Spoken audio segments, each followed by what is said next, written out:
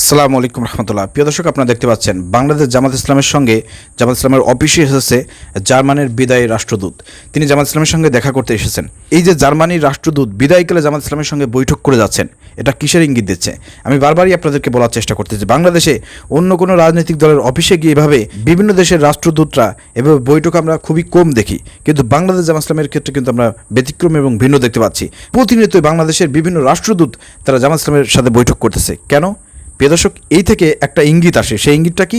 আগামীতে হয়তো বাংলাদেশে ইসলাম প্রতিষ্ঠিত হবে এবং সেই জায়গায় বাংলাদেশ জামাত ইসলাম ইসলামিক দল হিসেবে হয়তো ক্ষমতায় আসবে।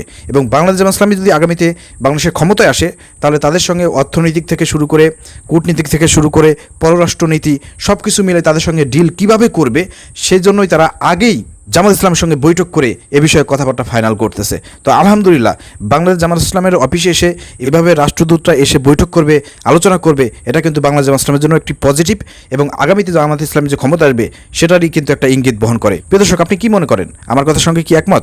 একমত হলে কমেন্ট করে জানান, ভিডিওটি শেয়ার করে দেন।